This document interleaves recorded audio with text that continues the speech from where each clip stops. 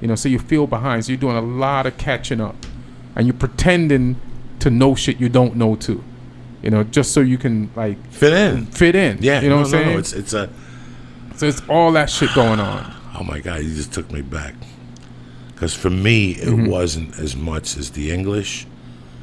It was, I mean, since day one. Like I remember waking up and if you ask me when did this all start, it started 127th Street, and there I learned how to. I didn't know black and white. I just knew friends. Where I lived on 88th Street, those kids didn't talk to me because my mom would talk to me in Spanish. Right. So they wouldn't talk to me. I don't know why. But after hanging out with Jasper and that whole scene, when I went back to 88th Street, and once I got to that school, I was always very timid and quiet. I felt socially unacceptable. Right. I was Cuban. I wasn't as good as the white kids. Right. You know, you don't know how to fit in. You're trying to find it. And then who saved me was my mom. In a kindergarten on my birthday, that bitch brought a Carvel cake and a case of Coca-Cola in cans. Them motherfuckers loved me after that. They knew I didn't fuck around. Hilarious. And I got myself a little piece-ass little Chinese girl after that. And I started going to her house. I ain't fucking with you. Her father used to draw for Charles Schultz. Oh, so shit. we get the first screenings of fucking any Peanut movies. Damn. She'd take me and we'd eat Chinese gum with the wrapper, Chinese gum. candy with the wrapper, and we'd watch it. And I'd go to her house, and then something happened. And at that time, I was a decent kid. I was very quiet. I was very timid. The Green Hornet came along, and I'm watching this Chinese motherfucker bitch slap people, right? And I'm like, I like this, but I can never do this. This is not my world. I could never see myself lifting up my hand to another child. My mom was an antagonizer. My mom always wanted me to protect myself. Right. And I go, Mom, I don't want to hit him. My mom would take me home and go, next time that kid push, you got to punch him in the fucking face. And my mom would have hand signals, and sometimes I'd do it, sometimes I wouldn't when I was in the park. But I got hit in the head with a flashlight. Oh, shit. At Central Park. Somebody hit me, took my, not a flashlight, a lunchbox. Right. The container, and they hit me.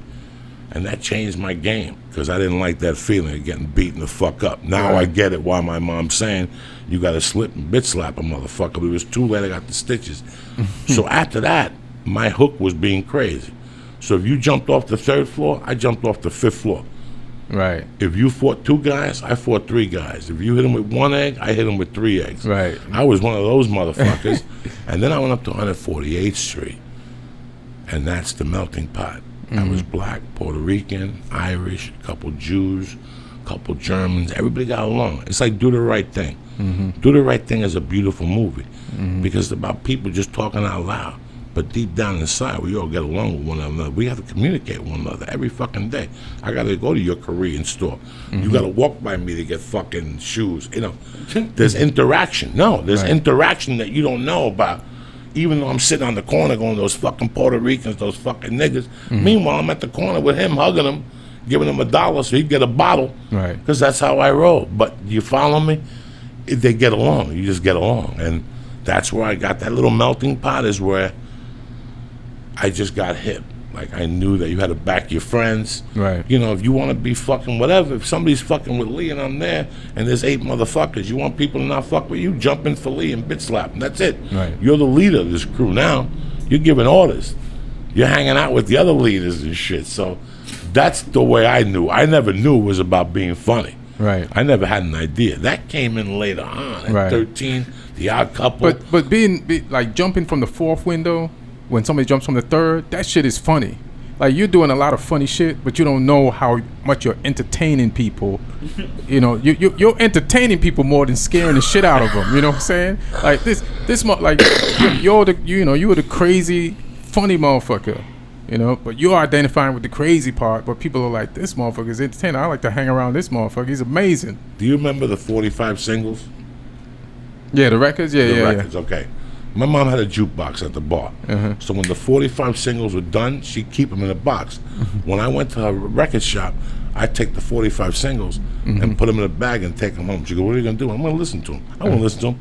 I go to my back window and there'd be people out there walking. Oh, shit. There was a parking garage back there, and I whipped those things out of there and hit motherfuckers in the head. That's hilarious. And for months, nobody knew who it was. I would go out there and the kids would be saying, yeah, man, somebody's whipping fucking records at motherfuckers out there. He cut this guy, he hit this guy in the head, he hit this guy's dog.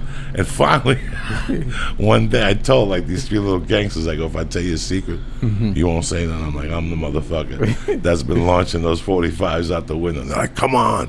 No. And I go, come upstairs. I had boxes of them. Oh, shit. These motherfuckers went nuts. I gave them like a ham and cheese sandwich. I let them up there throwing those things out the window for like an hour. Oh my God. You were a terror. That shit is crazy, but it's fun. You know what I'm saying? Like throwing records and eating ham and cheese sandwiches. Oh my God. For an hour? Oh, these little Puerto Rican kids. Where you going to find fun like that? No, that was my whole thing. I wasn't one of these, I wasn't a bad kid.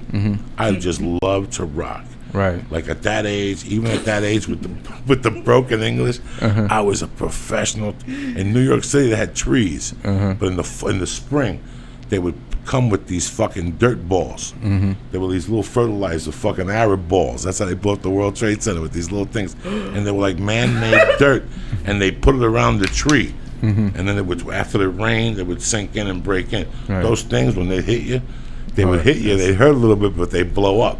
So you'd have dust all over you and shit, right? Dog, I would launch those little fucking things. Hilarious. I hit a motherfucking Puerto Rico with an ice cube. You should have been a pitcher. Oh my God! From the 8th floor at the hotel, I took a You would bus. snipe people? Like, dog, from the 8th floor in a Puerto Rican hotel with my family. I went upstairs and I started throwing ice cubes off the roof, and some dude was walking, and that ice cube caught momentum, and I knocked that motherfucker out. And they were looking to see who was doing it. They knocked on my door, and they knew from the look on my face I was guilty as hell. I didn't have to say nothing. That's hilarious. You said something to me the other day. You said like you're gonna be like karma's gonna come back at you with mercy. Like I hearing know all for a this fact. stuff. My daughter, I know for a fact. I was from 4 to 7, man. I was brutal after my dad died. You know, when you lose your dad, you got no control. My mom didn't know what to do. My mom was crazy, so she gave it back to me. Right. I would have overpowered a regular woman. Right. At that age. It was just it was a horror show what I did to my mom. And I wasn't a bad kid. I just missed my dad. Right. Once she remarried, that calmed me down. And then... Did you accept that dude right away? Yes, I did. It was the weirdest thing because I yearned for a man in my life. You know, I was always around women and shit. I liked it, but after a while, I'm smelling perfume and people kissing me. I got lipstick on. They combing my fucking hair. I want to learn how to sling dick, Jack. So now you're in Jamaica and whatever. You mentioned something about the 45 records, like in Jamaica. So we used to live in this place called Church Pen. And there's this town called Old Harbor. It's like a 1 mile walk. And my father worked at the end of Old Harbor at this soybean factory. Like he was an engineer over there. And at night, my sisters used to cook. And then one of us had to take him the food for dinner. And so it was my turn. And we give us bus fare. But if you walk the mile and walk the mile back, you get to keep the bus fare. Sure.